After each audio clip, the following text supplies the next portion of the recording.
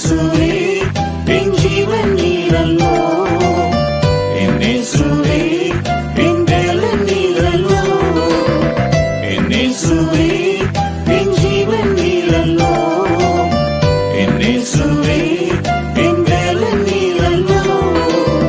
സിയോനിൻ വാതിലിൽ വെളിച്ചം നീരല്ലോ, ദേശം മുഖം കണ്ട് എങ്കും കളിപ്പേ. സിയോനിൻ വാതിലിൽ വെളിച്ചം നീരല്ലോ, ദേശം മുഖം കണ്ട് എങ്കും കളിപ്പേ.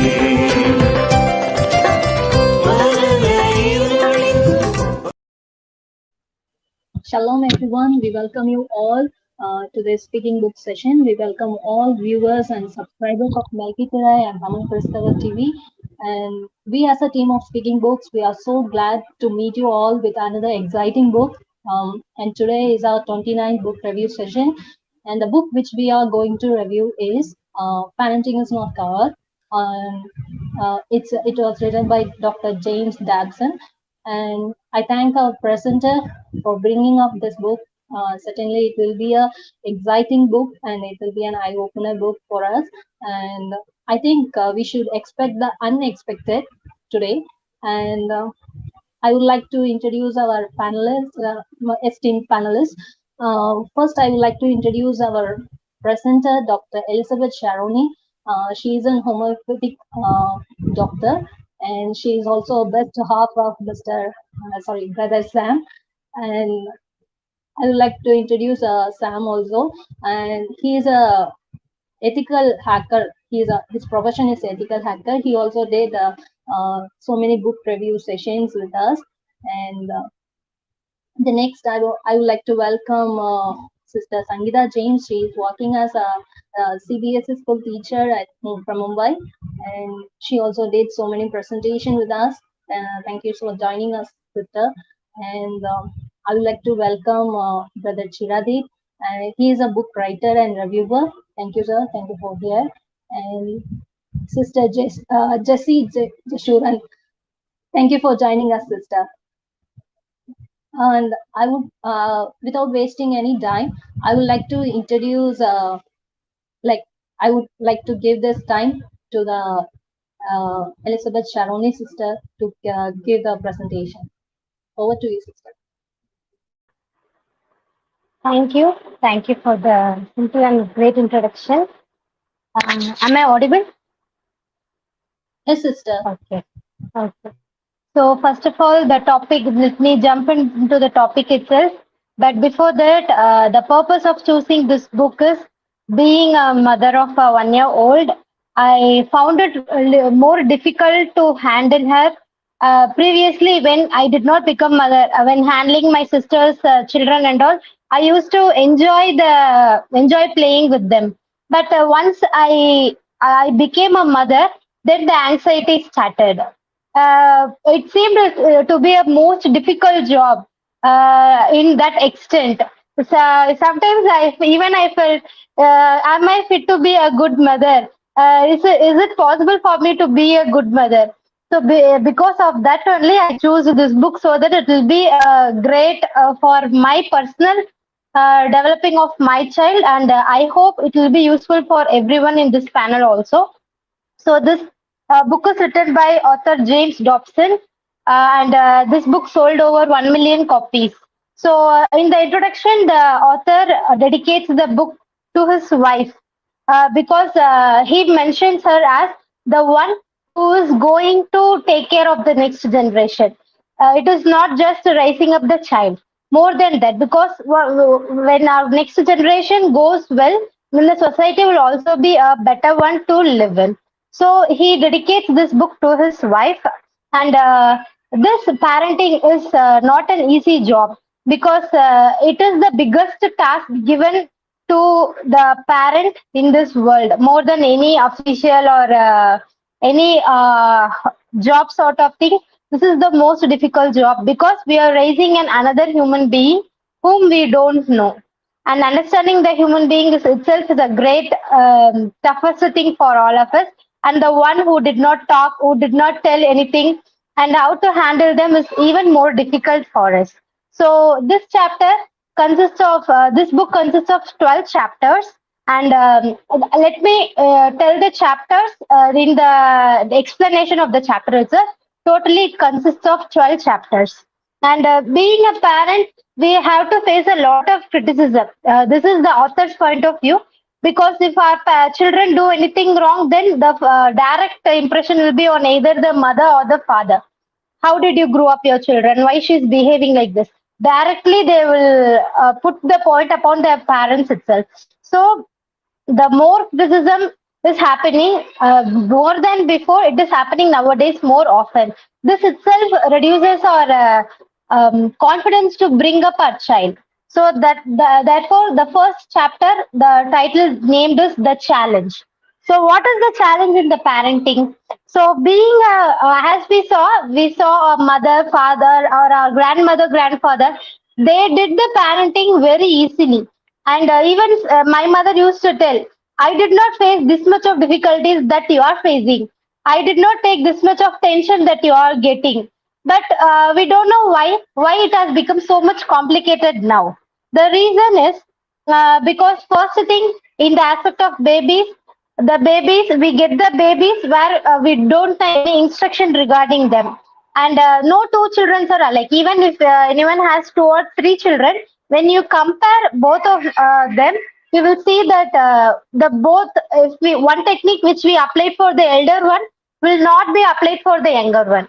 It will literally fail, and we will use to grab our mind what to do, how to handle this child. And this is one of the things that usually complicates that. And also, the author describes when a parenting poll was taken about the parents, about the parenting. Many of the parents, rather than criticizing their children, they in themselves feel literally with loss of confidence, with great guilt, and they blamed their inadequacy. I'm not able to take care of the child. And this was the major thing that happened in the parenthood. And when the author asked this question to his father, did you have this much of tension while raising us? His father literally told, I did not have this much of tension. Then the author thought, why is this so much complicated? Even Adam and Eve was grazed in the garden, and after that, 7 billion people were living on this earth. Still, even now, we are facing this much of difficulties in parenting. So, what would be the greatest problem happening in this parenting? First thing he says is we take so much of worry about their children, and previously the exposure to the society, the illegal things, the drugs, and more later to pornographies or sex. Those things were not more previously. The exposure was not more in the previous era, and now it has greatly increased, which actually brings great sort of danger in our mind when leaving our children alone. Even sometimes I feel when I leave my daughter to the neighbor for any personal reasons or any emergency situations, I will have that thought of guilt or that fear. Will something happen to her? Because this era has changed a lot than previous. So in this aspect, this has become more complicated for ourselves. And some of us stay in the fear when our child reaches the teens of adolescence. Will they be fallen in the dragon of those abuses or any rebellions or any other sort of things? So we will have more fear about their parenting in this era. And another reason for this is our lack of confidence, especially of mother. We blame ourselves for everything, though we try our best, but we are accused. In the sense, we ourselves are losing confidence, and also people around us also point us. If we did not toilet train the babies, even now you did not toilet train your babies. Even now she is not able to eat this much. So if the baby's weight is very low or if she looks very lean, then literally ask the mother why she is very lean. In that aspect, for anything the child does, it is literally criticized over the mother, which did not occur previously. So, with this fear, doubt, and guilt, the more we have put stress on ourselves in the parenting. But The divine plan for parenting is not that. The God gave child to to enjoy the wonderful moments with them. Because in even in scriptures, when we see raising a children was seen as a greatest blessing for all of us. It is a great opportunity for us to teach the little ones, to bring faith in them, to serve the humankind in and around. And this is the great opportunity for us to bring up the this little one, and this is the most highest calling than all of this. So, therefore, this book intends on to cherish the parenthood, how to celebrate the parenthood. That is the intention of this book. So, we need to confidence to raise the children properly. That is the main thing the author tells in the first chapter. And in the second chapter, the chapter is titled The Tough and the Gentle. The author divided the children into aspects, one as the strong willed and the other as the complaint children. He gives the example a 3-year boy was taking his tricycle and he was driving in the road where vehicles used to go here and there. And the mother saw the child, and once she started panic and she literally pulled the child. But the child was so much adamant that the child controlled the mother, and the mother was not able to do anything regarding that. And in that situation, the mother feel humiliated. So this child is termed as a strong child, strong-willed child by the author. And the complaint ones, the author gives an example of a peace-loving baby, a peace-loving child who goes to nursery, and every child around there used to hit this child, but this child did not hit them back. And it used to he used to receive the beat from the other children and come back to home. And this mother complained to the author that he did not retaliate for anything that is done to him. And this child is termed as complaint child by the author. So, regarding this thing, the author says that use the term temperament. Temperament means, when we see the dictionary meaning, it is the emotional reactivity or the ability to think, react, and respond to a situation. That is termed as temperament by the author. And in this aspect, Sigmund Freud and Robinson's view comes in. Sigmund Freud is known as the father of psychology, and his view is every child is born as a blank slate, and the environment and the other situations influence them, and that makes them mold. So, while birth, every child is just like a blank slate. This is what the author Sigmund Freud and Robinson says. But the author says, how can a god manufacture a robot kind of thing? Every one of us has uniqueness.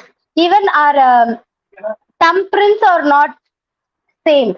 Even our iris is not same. Everybody has that uniqueness. Then how come God can manufacture a bundle of robots like this in the form of babies? So therefore, every child has its own instinct, its own reaction, response to particular thing since birth. And for this thing, the author quotes the example of Ismail. Even before Ismail was born, in the Genesis chapter 6, 25, 22 to 27, the Abraham, the Lord of Angel already mentioned about the Ismail that he will be a wild donkey, and his hand will be against the other mankind, and the other mankind will be against his hand. Even before the birth, the Lord, the angel of Lord told about the Ismail, and similarly about Isaiah and Asa and Jacob. Even about them, the Lord previously determined that Jacob will be a mummy's boy and Isaiah will be a rebellious child, that is strong-willed child. So in this aspect, even before birth, the children's ability and temperaments are determined, and it is by birth there are some natural instincts that are there in these children, and we cannot literally say that every children is born as a plain blank slate. But yes, the environment and the influence, everything affects the children. But it doesn't mean that only that thing affects. The natural instincts also makes them respond to the things. And this is about the chapter second. And in this, the author differentiates the children into the difficult children and the easy children, and slow to warm up or shy type of children. So in this way, the author differentiates children for the understanding of the child. And in chapter 3, the author, chapter 3 and chapter 4 is of a more of survey related things. So we did not want to go so much deep. That is, it is more about what the topic, the chapter heading is what 35,000 parents said about their children. In the sense, how about very strong-willed and how about the very complaint children.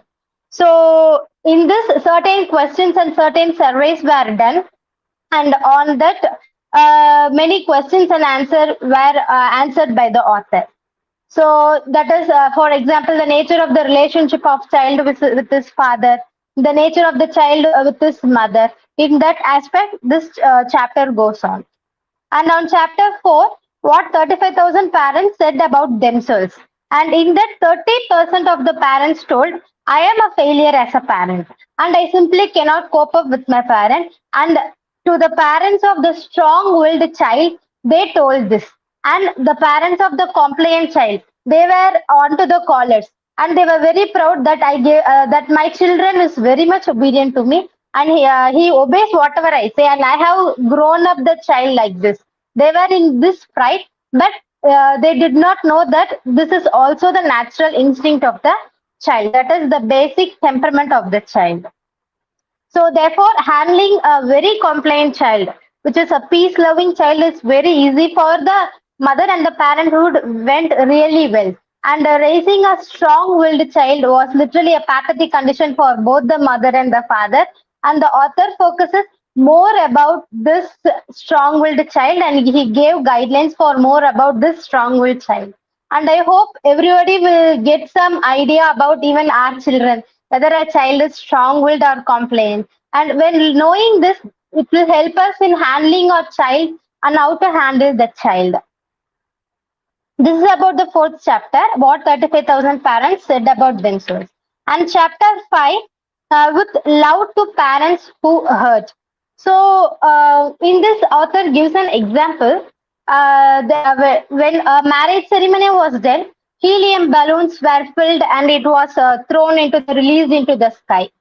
And when the author observed the multiple helium balloons that were going onto the up into the sky, he saw that some of them went far above, some of them went through the trees, and it got stuck over there. Even though the balloons were filled with same amount of helium, and it was released in the same air, same wind, and same weather condition, still the helium balloon did all helium balloon did not spread in an even way. Similarly, child which is given to us, every child is different. Some of us think that why don't I get a child like his child? How so pretty she is, how so obedient she is. But this does not happen.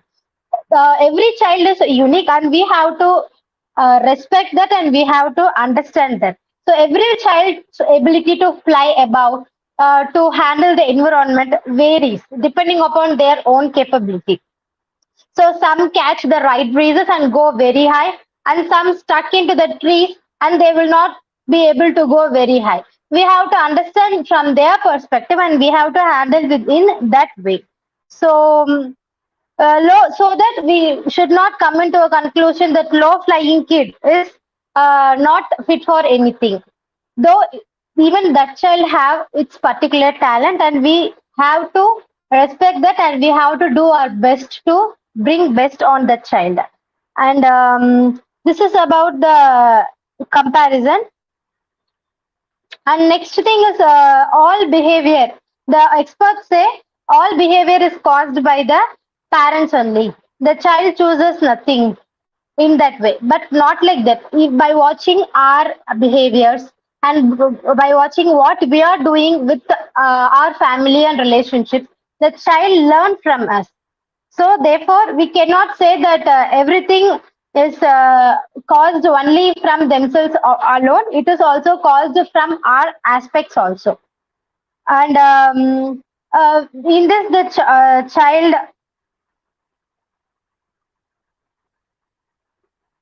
And nowadays, the parents are too much willing to blame themselves. As we saw earlier, they were blaming themselves own. And even when a child gets out of the house, ran away from the home, they literally feel blamed. I have made this child, I have parented this child very good, but still I missed something. Therefore, this child flew away. The child did like this. But really, the choices of children also determines such things also. So this is about the third chapter, fifth chapter.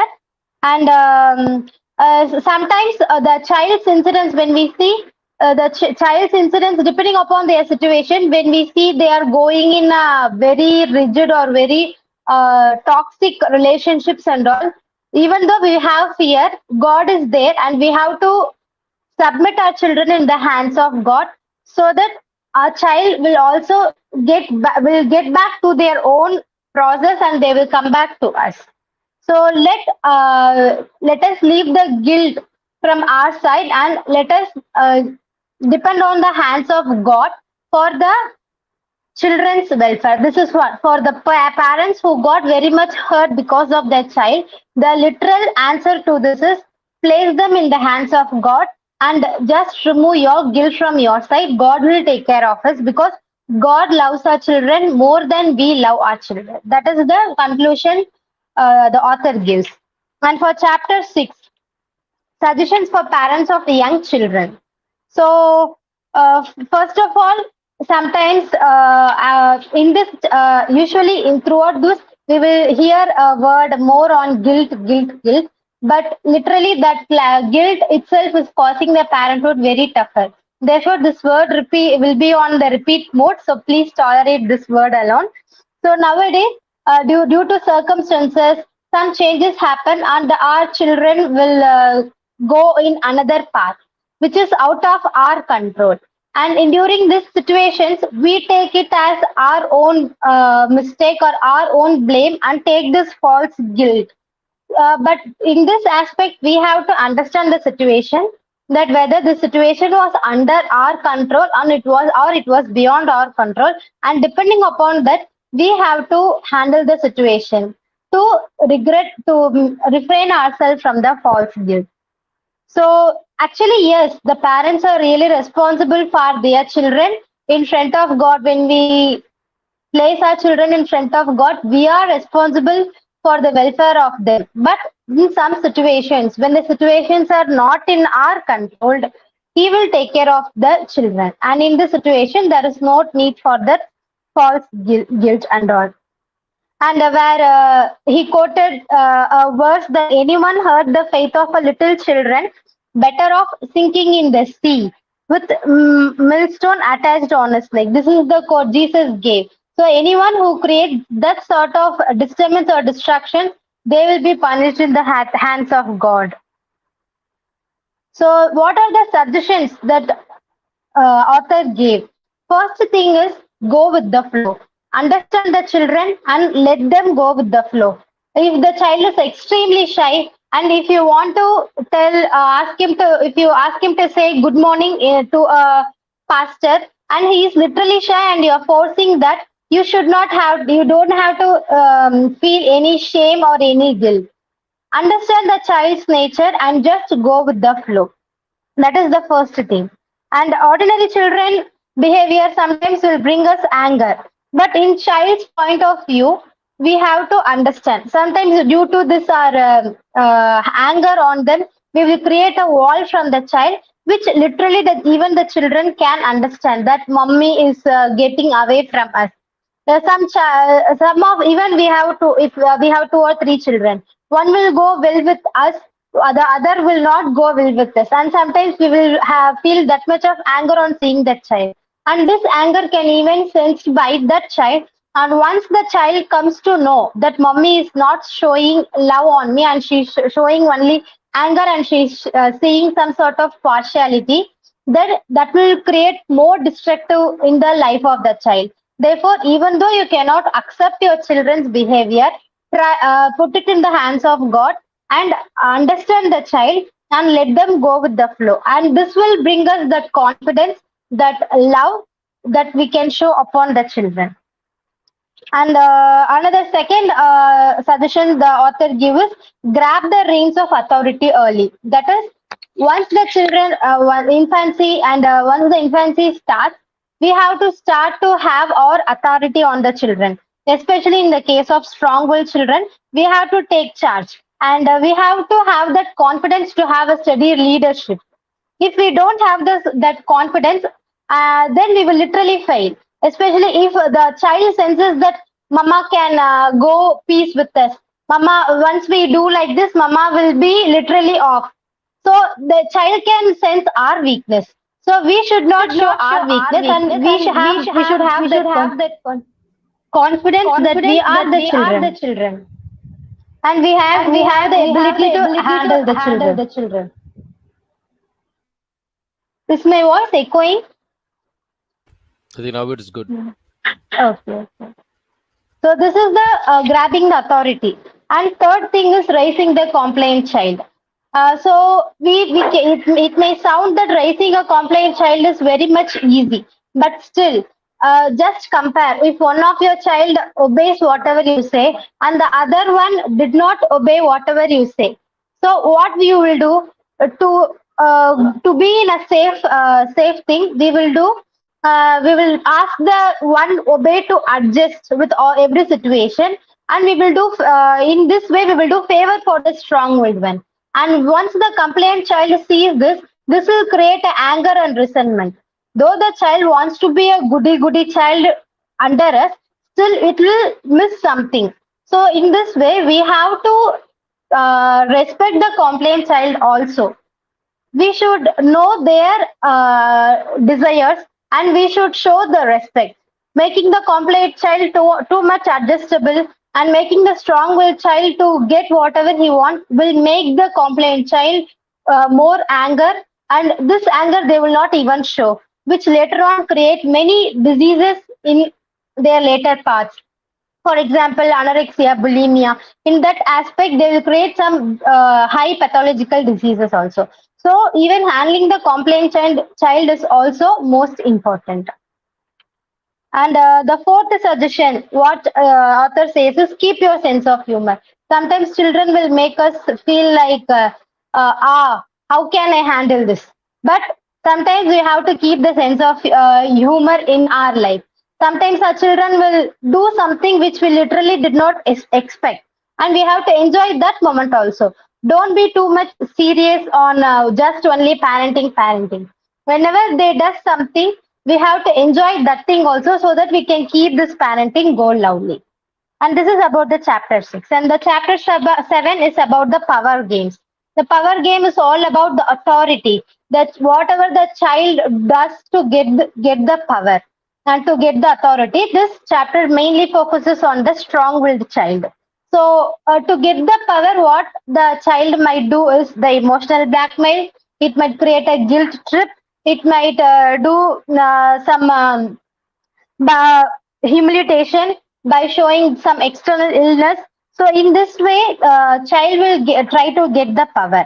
And the author says from the 12 months of age onwards, the child used to start to get this power game. Even they did not know much about the power, but the strong-willed will start to get this, start this power game, and we have to be steady, and we have to be very curious in this aspect. For example, during bedtime, they will say, I will not sleep today. I will not sleep here. In that way. So if we go, okay, all these days he was fine, today he is doing something, and if we go very much malleable to them, then they will make advantage of this. So for example, the author gave us bedtime, and for doing school works, he will say multiple excuses, and once we leave that, the child will take advantage of that. So we should not give that sense of power to the child too much early. It is very dangerous for the child and even for us in the development of the child. So what to do is, depending upon the child's age and the child's level of maturity, we can give little bit of power depending upon the maturity of child, but not at the stretch and not throughout, not at all times. We have to have some no's and we have to have some yeses. It depends upon how much, to what conditions they are demanding us. If it is really very that not so important, we can give some excuses, but the control should be in our hand. This is about power games. And the eighth chapter is too pooped to parent. This is some children will be more clingy on us, which will they will create too much of exhaustion on us. So sometimes, as a parent, we get too much committed to the child, so that we will get totally drained, and in some extent, we will not have any. We will lose the enjoyment of parenthood, and literally, it will become a compulsive parenting. I need to do this. I need to do that. I should do this, where we will lose the total enjoyment of parenting. And this should not be there. So here the author explains in two ways: compulsive parenting and superlative parenting. So the compulsive parenting is they leave every small mind. The parent leave every small minor things, minor relaxations for the sake of child, and later even sometimes they after the child is born, some husbands complain she is not taking care of me, she's taking care only of my child. So that he terms as compulsive parenting. And super parenting, which is a natural trap for a Christian faith, that is draining all our energy resources. So even Jesus took rest. Yes, no. So even he took rest when he wanted. Similarly, as a parent, we also need rest. If we lose this, then we will get into a stage called parental burnout, where we will literally get rid of the child, where we will show no more interest on the child. We will start to get away from the child. And when they demand something, we will literally will not take care, and we are not ready to hear what the child says. So to that extent, it can go out, where he divides this parental burnout into five stages. Where the final phase, we will become so destructive, where we will be on a total that our life has become too much of void, and we don't have any purpose of life. So to this extent, we can go if we take too much of stress on the parenting. Therefore, we need to, as a parent, we need to take care of ourselves also, and also we have to take care of the child. But make that small relaxations and small excuses from the child. And chapter 9 is about the suggestion for adolescents, parents, children who are through the adolescence. So adolescence, once the teens start, the fear gets inside us. How this pool of many distractions, how we are going to handle this. So in this stage, as we see, once the child enters into adolescence, they will lose their talk with us. They will lose their connections with us. Whatever we are saying, they will not obey. So one, the goody child who used to hear whatever we say, they will turn into upside down, and this create more problems in us also. And in that aspect, we will become more repulsive and more, and we will be more nagging the adolescent also, which will create a great gap between both of us. So how to handle this? Suggestion author gives: boredom is dangerous, and for especially to the energetic teenagers. So keep the teenagers occupied. So once you leave them free to use time as much as they can, they will spend their time on some destructive things. So putting them in athletics, music, or in youth faith missions and all, you can keep them engaged so that they don't get distracted. And the second point is, don't rock the boat. Sometimes we get too much fearful that he will fall into a trap, he will fall into a trap. Yes, it will happen, but still we have to have faith and allow them to face everything they are going through. And the author says, nearing the 20s, the child will get back to its own state, the adolescent will get back to its own state, and it will be back to us with more experiences and with more and more knowledge. So here the author uses a trick called loosen and tighten. So in small things, you can give excuses. And when big things come where you need to take a stand, you should say no.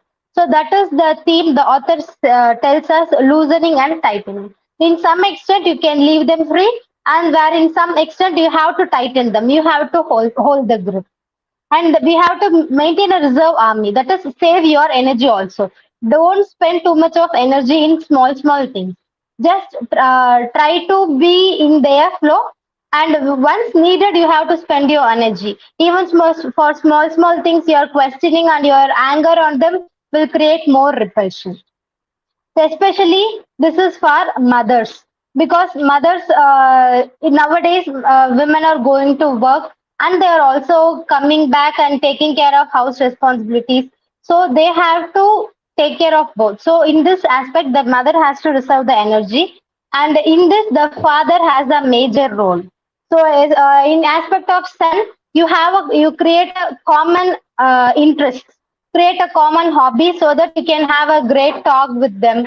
You can spend so much time, you can have a discussion with them. In this aspect, the father can relate with the son. And with the daughter, how we can create the relationship with the daughter is, many a times the daughter will see the image of the father in her future husband. If she gets a lovable and caring father, she will like to see the same image in her husband also. And when he has a bad experience with his father, then she will also expect the opposite of the image. So the how your husband is going to be, her future husband is going to be, depend upon the father relationship with the daughter. So if the father is too much dominating, is very naggy, then after marriage, the daughter tend to take the authority of her own, and will not allow the husband to do things. And if at all the father is very caring, then the daughter after marriage will be more malleable, and she will be yielding to the authority of the husband also. So the father's role in the aspect of son and daughter is also more important. And in the mother's role, how we reflect our father in front of our child also determines the children's point of view, children's perception of the father or mother. For example, if a mother treats his husband or humiliates her husband in front of the children, then the children will also take advantage of the father, and they will not show any sort of respect. So how you create that is more important. And when the child goes more beyond our capacity, that is, they are going more towards the wrong destiny, then comes the tough love concept. The tough love concept is nothing that if the child makes things wrong, don't defend them from that. You just make them to experience the consequence of the misdeeds, so that they will get back to the normal. This is about the 10th chapter. Sorry, 9th chapter. And about the 10th chapter, it is more about the question and answers, where the author, where some of the parents question, and the author answered the questions and all. So it is more of the question answer type. Therefore, I skipped that chapter. And in 11th chapter, the most important thing is releasing your grown child. So once the child gets into the adolescent stage, we have to set them free. Sometimes we are too much we too much tighten their relationship with us, where they need to have their own ideas, own choices. We will not leave them. We will not loosen them, and we need to show our authority on them. And this is what creates more problem during the adolescence, that is 20s and above. So why are parents doing this? The reason is fear. If we release, will our child go wrong? Will the child will be on the wrong side? This is the fear. And another thing is, these many years of bond which we created with our child, we are not ready to lose that. But in this aspect, we have to release the child, so that it can explain the child or the adolescent can enjoy its own freedom. So independence is must once the child attains a certain stage, and we have to prepare our mind for that also. And chapter 12, a final thought is, this is the last chapter of this. So what the author says is, one of the parent questions, some children, even though we give lots and lots of care and lots of opportunities and advantages to get well in life, they go in wrong track. Where some children who had very bad childhood, where there was no one to take care of them, they go well in life. How come this happens? This was the question by the parent, and the author says something. These are the things which are the natural instincts, which the author told in the first chapter. So some children are meant to be like that. That is the thing God inculcated on the child since childhood. Therefore, these are some that exceptions, but still we have to try our level best to be the best one. But even during the bad phases, also some child will grow well. So 3 points, three major points, what the author gives at the end is, so the task is difficult, yes, but we have to be steady. So we should not be stressed. And we will survive that too also. Even though the parenting seems very difficult, if we stay steady in our path, we can do our best. And you should not, you are not responsible for the temperament of your child. It was given by God, and you have to accept that. And the third thing is, you should understand this power, the lust for power, and the lust for independence by the child, and you have to release them according to their age. And if you are not too late, if you are having children who are before teens, take charge of them, and you be the boss, and let them come under your control. And later, during the adolescence, set them free, not immediately, but little by little, you have to set them free.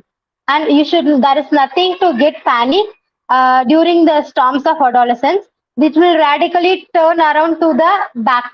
It will radically turn to its back on its own in early 20s also. And be on your child and stay in your child's team. Just be with them and stay with them.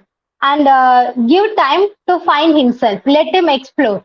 Just you don't be a decider of his own wills.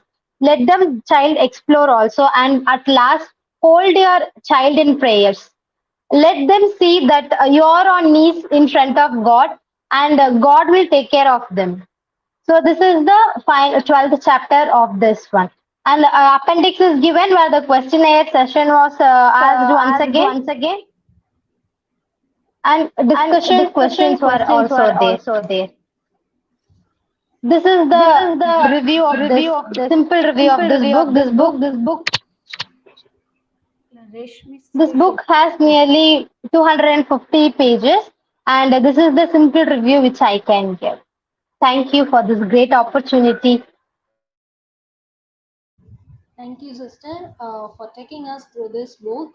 I'm sure that it is not, it has more content which is not easy to compress to this time constraint, and you did well to this limited time. You just skimmed us through this book, entire 250 pages, and thank you for doing so.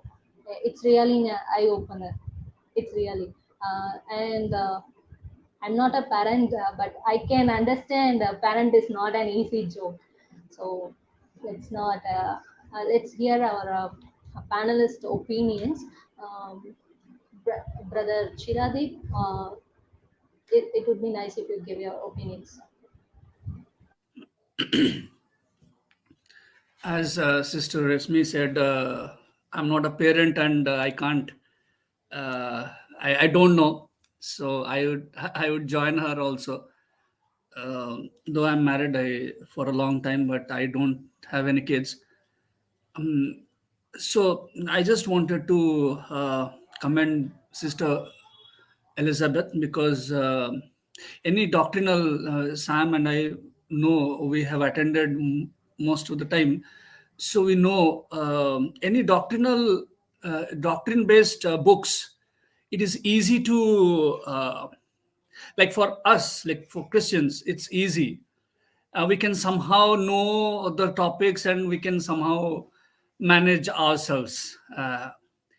But for something which is specific and like parenting, and she had to literally do the cultivation and plowing through the book to get the gist out of it. So I really congratulate her for doing such a hard job. I just wanted to ask one question. I don't want to give any comments on I just want to praise you for how you presented. Just one question: is there any mentions or advices about parenting a sickly child in that book? Because I am a sickly child, and I Sickly know child how. in Yeah, is it given? yes, you tell me. That finish your question. Sickly child in the sense you're asking any physically able, disabled in that aspect, or deceased child. Yeah, no, physically, I am not physically disabled, but I had cardiac issues from the very beginning, and I had made my mother traumatic every time, almost all the time during my childhood. Now, by the grace of God, I don't care about my health. I commit, and I still give her and other people hard time when I get sick. uh, that's what I meant. Like, how do is it written? What is the? I mean, what description has been given? I think have you covered that, or I missed it somewhere? No, actually, the author told about the physically disabled or any children who is not able to cope up with the other children. He described about those children, and he described anyway God has given this child to you, and Okay, you are the only handler of the child. That is what he said, and not particularly about disease. okay, But okay. Thank even you. though we have some child who are physically disabled, right? Regarding that author gave. Yes. Yeah. Okay. Thank you so much. That's all I want to say, because, as I said, I don't have children, so I don't want to comment on parenting. Thank you, brother. And Sister Jessie, Jeshurun, could you please take your opinions? Yeah, thank you, sister, for this opportunity. Uh, okay, actually, this book, no, half of the 10 chapters mostly covered about the how to handle the kids. Okay, then finally 2 3 chapters only it came up with adolescent children or more than 20s, like that. Okay, fine. Actually, I thought whether the author is only going to complete with the kids only. I thought. Then finally, when Dr. Elizabeth sister she covered about the adolescent, okay, all the areas are covered with by the author. I just I find out. Thank you so much for your presentation. It's a wonderful presentation. Really appreciate that because you 250 pages something you told. I think. Am I right? 250. It's very tough to cover 250 pages of a book within a limited time, and also so much content in the book. Parenting, as you said, parent is not easy. Book is not had so many content that is also not easy to explain about parenting in any way. Sister, one or two things I really that touched my heart. One or two things which I faced when I am parenting or when I am developing my daughters. I faced something. The challenge, first chapter, you told some challenges, some comments from the neighbors and everything, baby weight and everything. Really, I faced so many things because, as Chiradeep brother also told, know how to handle a sick child or something. My There are two different types of children as mentioned by the author. The one elder will be in a different way, the younger will be in different way, completely different to handle. But what ultimately I feel in my personal life, God is molding us by giving that child. I thought really, I thought God is molding us because I have so many tension or stress. God is giving me as child. From her, I learned how to be patient in difficult situation.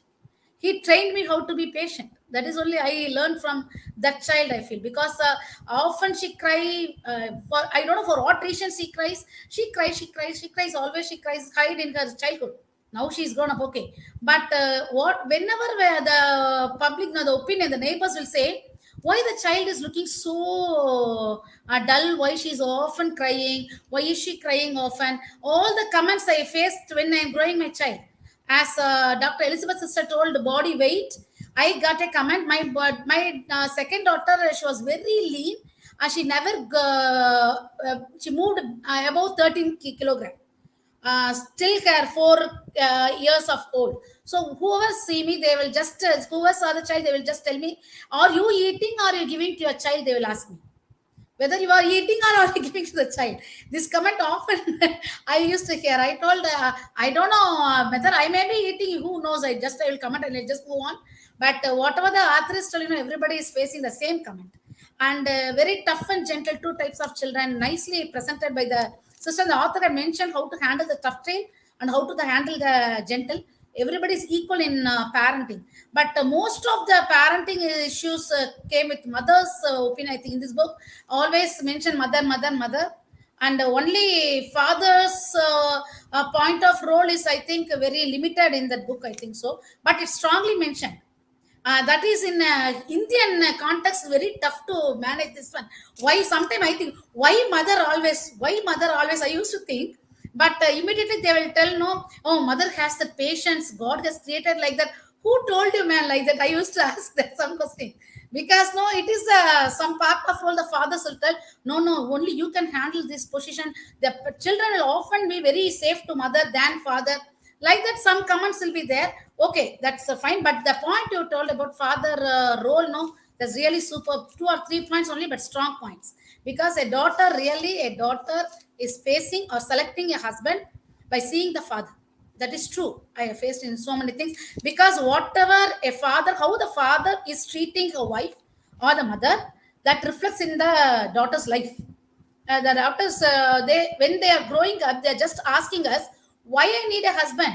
I am seeing you, somebody is suppressing you, means why I need a husband like that, who I want to be suppressing, or who are always dominating me. Why I need a husband like that? Sometimes the daughters are asking questions like this when they are moving into adolescent ages. So that is a great role husband, father needs to do. That is a really wonderful thing. And one more thing, sister told. Finally, she end up with release the grown-up child is a very tough part. Why I'm telling means I face this part. I face this part when my daughter go when she joined. She entered. She when was working. She entered a company and she told, "I am going to stay in a room and I'm going. I will look after my life, no problem." That time I really faced a difficult situation to leave her alone. So many traumas in my mind. Whatever the author is telling me, everything comes in my mind. Whatever happens, who will be her neighbor and who will come and who will be her partner, who and all she'll go and see that. So many things. Ultimately, one day my husband told, "Why are you always stressing? Let us live in God's hand and relax." That is the only thing I used to say. Parenting, whatever stress finally comes up now, when we pray, okay, God, it's up to you. Whatever I am thinking is not going to happen. But there's a purpose in my children's life. That is the only thing a Christian parent should find. Really, this book is a very wonderful book. Why I am telling this wonderful book means the first chapter, the sister told one thing: fear of today's parent. Really, I talked with some of the boys or girls who were crossed 28 years of old. They told, why are not marrying? They told, very difficult to manage children. They told, we are afraid to marry because when we get children, we don't know how to handle them, because I am not in a position to handle another human being. They just, that's the answer I get from that. Nowadays that they're getting afraid. They're more afraid because of developing a child. But previously, era and all, in a family 10 children will be there. I heard from my grandmother or somewhere else, they told 10 children, we all will make them to sit in one row and everybody will eat and go, no problem. Nowadays, 2 children, 2 taste of food we need to do. Everything is 2 taste. So we are facing really some thing. But whatever happens, God is there in control. So that is my only opinion. Thank you so much, Dr. Elizabeth, sister, for a wonderful presentation. Thank you for giving me this time. Thank you. Lovely. Thanks for the feedback. I think I'm the co-host. I think the host. Oh, she has joined. But anyway, she didn't hear the feedback. But a great feedback, Sister Jessy, and beautiful example you picked. I don't know. I think you keep working around all those examples. I believe, right? The best I just commented on that as well. When somebody sees you and then they comparing with a child, are you eating or your child eating? Normally the people I tend to ask, and that's a beautiful example based on what Sister Elizabeth was sharing. Good feedback you have given. I was just thinking, I think Dr. Elizabeth should have discussed with you before coming to the presentation, though she would have discussed with Sam. But however, I thought no, you could have given some more example and boosting, and it would have gone into a still fun-loving presentation. Because Sister Elizabeth was giving all the points very seriously. Boss, parents means should be like this, like this, like this. You are telling. Okay, I'll come last. Maybe I'll move to Sister Sangeetha. Sister, you can give your feedback, and then after Sam, I'll pitch in. Yeah, hello everyone over here. Thank you for that. You have given me the opportunity to talk about in this matter. For what I would like to tell is, well, there is a saying. It takes it takes a village to raise a child. Okay, earlier there were parents grandparents were there, and the whole community was there, okay, to raise a child. But nowadays what happens is only one, or I mean husband or wife, okay, only they raise the child. So it becomes difficult for them. They are not able to know what is right and what is wrong. Secondly, nowadays parents are, they are having the real pressure. As a parent, I can tell, like we are having like a lot of expectation we keep. Okay, when we see, like when I see in school, like my child, same school I go to, okay, and the child is also coming into the same school. Over there, what happens when I compare with, when I see other kids, I compare with my child, like why you are not doing that, okay, why you are not up to the mark, like why you are not studying, why your marks is less. So somewhere this comparison automatically it comes in our mind. Though I know that all child means everything, I know that every child is different, every child is unique, every child is having different qualities, okay, that all everything we know. But when practically when it comes, automatically the expectation comes that you have to be somewhere in the society, you have to be the best, you have to do your studies, you have to be disciplined, you have to eat healthy food, like many rules and regulations we keep. And when it fails, our temper, we get angry, okay, like there is a frustration level. And then even earlier it was very easy process for the parents, because they were not keeping expectation, I think, like that. Now we are having expectations, okay, like you have to be like this when you are grown, when you, after growing up, you have to join this profession, or you have to be professionally qualified. Many expectations we keep. So somewhere because of that, when the child doesn't meet that, our frustration, it ends into frustration. That could be one of the reason. So what I would like to tell is, what I would like to conclude is that we should not keep, more expectations should not be kept. Okay, and we have to keep it how much we are going to do, how much is possible with us, that much we have to do, and rest only we can pray. Only everything we have to keep in God's hand. Okay, thank you so much. Thank you, sister. It's a really nice opinion. And yes, we have to expect the unexpected. Like I started with a quote in the beginning. We have to expect that unexpected things from the children, because they always come up with something which we don't expect, and they will just surprise us with each and every action. Whenever I am with my nephew, he just come up with so many things which I don't expect. Even I don't think about like he can do these things at all. That really surprises. So I really agree with the point you said that we have to tone down our expectations from our children. Next, Brother Stan, you please take your opinion. Yeah. Hi everyone. Yep. Thank you for giving me this opportunity. Joining here. So it was really a good presentation by my wife Elizabeth, Dr. Elizabeth Sharoni. The thing is that Arul Swaminathan Anna just messaged me in the WhatsApp. Why are you yawning? The thing is that I am very tired, going to office and stressed up, so it is a time for sleeping. But yeah, anyway, actually, my wife actually worked very hard. She was studying the whole day, night, evening, morning. So the thing is that. Uh, I was looking after my daughter. when my wife was reviewing. So I was looking after her. So I was keeping my video off. She was crying, pulling my earphone. So yeah, it is very difficult to bring up a child. So thing is that I have studied one thing about the child, the phases of development. For example, 0 to 5, it is an infancy. In infancy, the objective or the goal, how to bring up a child is the we should teach a child obedience, submission, and what is love and what is trust. So here, a parent should be a commander. Parent should be a commander. So what methods should a parent use is high control, spanking, and what is and we should show love. Of course, we should show love and affection. Because why I say high control or spanking means, in Tamil there is one word is that ஐந்துல முளையாதது ஐம்பதுல முளையாது. So that is a thing that if we don't what do you say, if you don't hit, or if you don't tell them, so after 50 years also he will not listen to us. So the 0 to 5, a parent is a commander. Okay. And then 5 to 12, this we may call as teen.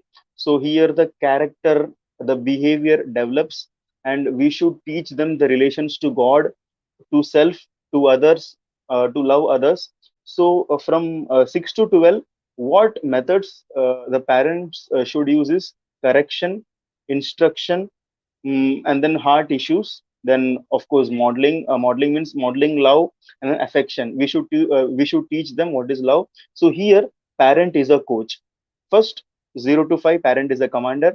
6 to 12, parent is a coach. And then comes the last, that is from 12 to 18, or from living, that is till 25. Okay. So here we should teach them the fear of God, the fear of the love of God and man. And here the method we should use is low control.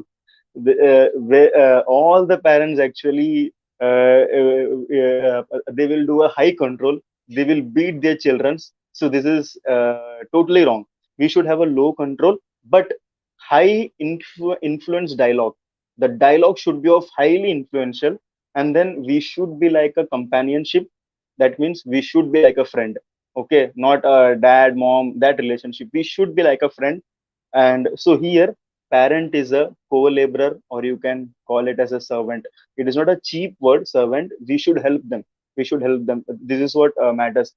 We should explain them what are the like heart issues. Heart issues means, for example, most of the children's basically I'm an youth, so I go and conduct youth meetings. So most of the students ask me, like from 15 to 20, so can we love, so can we have a boyfriend girlfriend? So these are the topics parents should teach a child. About pornography, so can we watch that? So can we watch a cinema? Okay. So these are the types that youth, the children's ask a parent. No, they don't ask a parent, they ask a friend. So the thing is that we should tell the child what is the right, at the right age. At the right age we should be able to tell our child what is right, what is wrong. So yeah.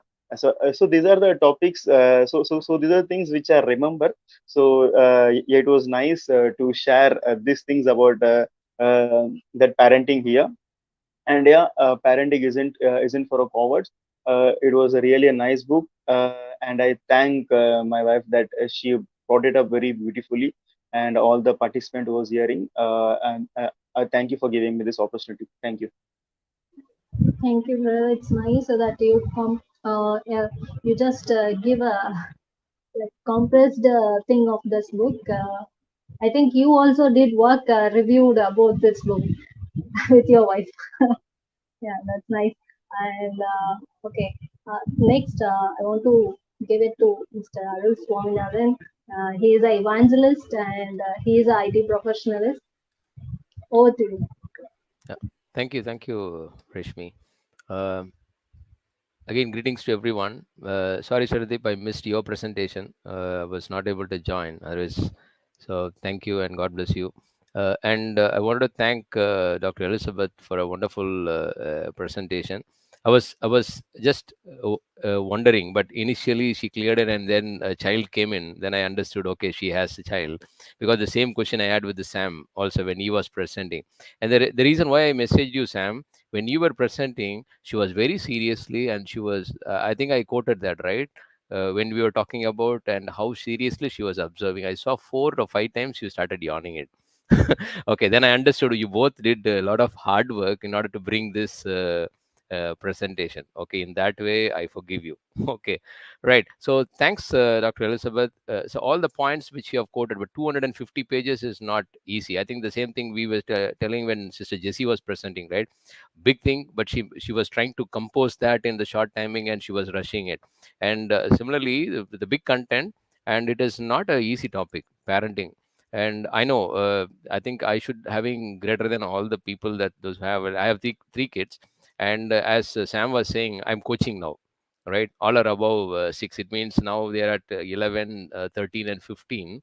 It is not an easy job. Whatever it was said, I'm just thinking, Dr. Elizabeth, somehow she came and inquired near my house, and she found something about me, and she wanted to talk today. I think that is how God has used, is what I'm thinking, because a lot of points, it's a feedback for me, that how a parenting should be. And I think Dr. Sangeetha also was telling about some important aspects that she picked it, and she accepted it, that how she is in terms of the parenting. Very very key topics that it was covered. I always remember, before I getting into some of the point, uh, God has given us the free will, right? And he doesn't put things forcefully into us, right? He wants us to do it the same way. Even when we are building up the child, we cannot put all our thoughts forcefully into them, no, which will lose the actual way that God wants them to do it. It's good that God has given us the child. It is from God, in order to build them with our care. But the challenges which is mentioned here, it's coming on our way. As already Sister Jessie was quoting some of the examples. Every time they come and ask the mother, right? Everywhere they go, even my wife, she used to tell to my child when she was telling, see, when you go somewhere they will ask me only, when you go somewhere they will ask me only. Even my wife used to tell, the pressure is on the ladies at home. And even every mother, when they come and ask, how enna pullai valathu vechirukeenga, they will ask, right, how you have brought up your child. So all these weakness going, one second, the battery is going. So all the pressure comes into mostly with the mother, and the father will not be there. Whereas the mother will be asking father, look at your child, how she is behaving. Look at your child, how is your son is behaving. So that is how internally. And I think Dr. Elizabeth is also pointing out that beautiful point from the book, that how both husband and wife, or father and mother, behave themselves in front of the child matters more. I think she quoted that. So in all way, it is, I mean, even the parents are putting into, they're getting into the pressure. The way they get the feedback from outside is making them to argue in front of the kids, and then it becomes a discussion, uh, which is a little difficult.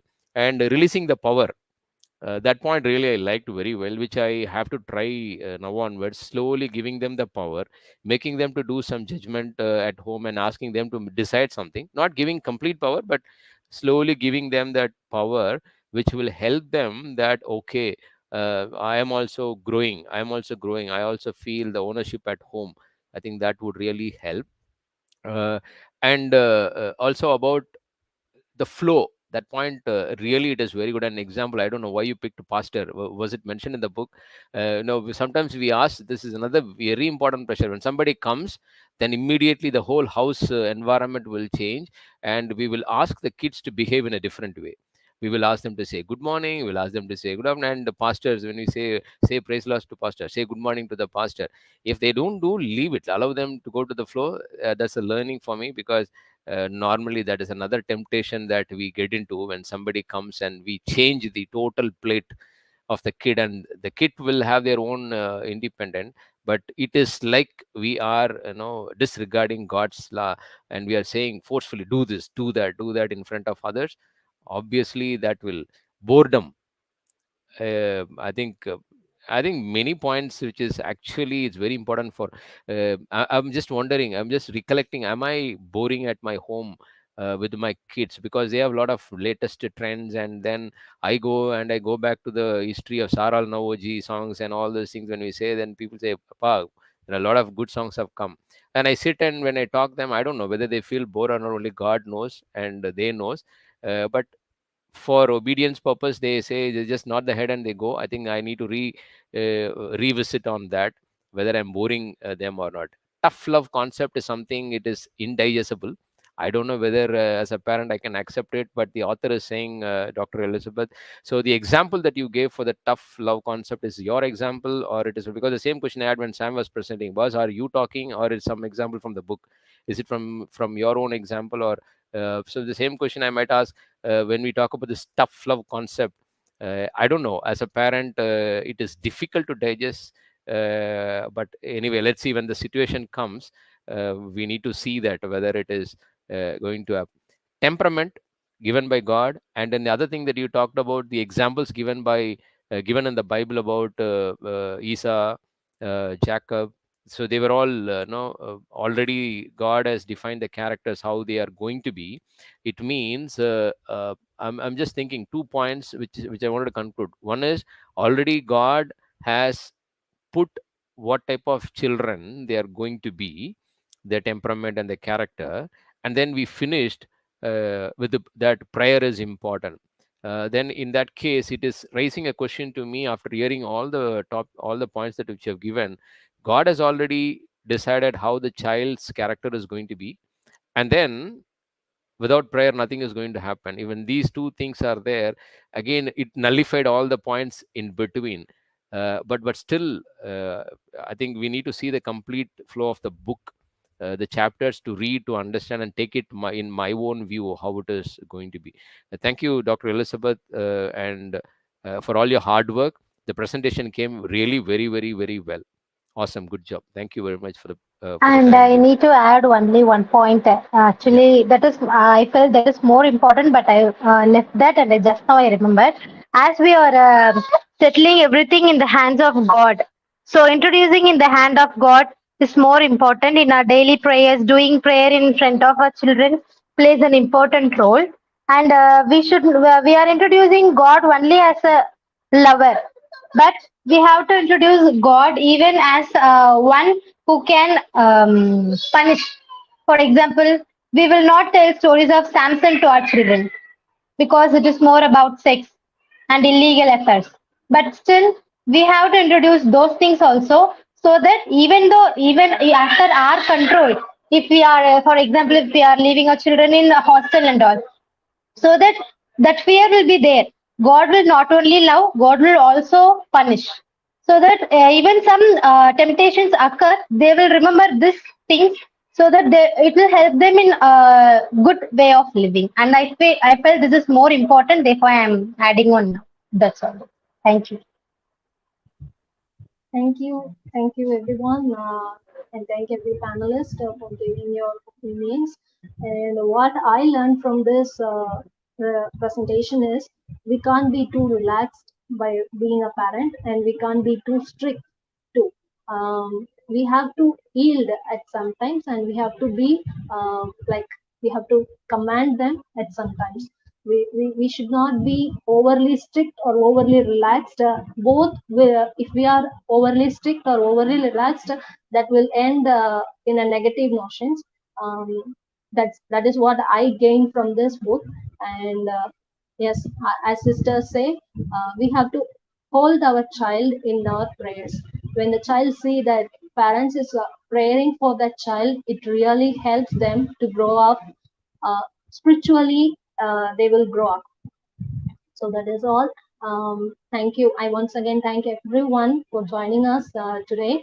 And next week, same time, we will join us. We will join here again with some other exciting book. Until then, stay. Let the grace of God be with us all. Thank you all. Bye. Thank you, everyone. Good job, Reshmi. Thank you. Thank you.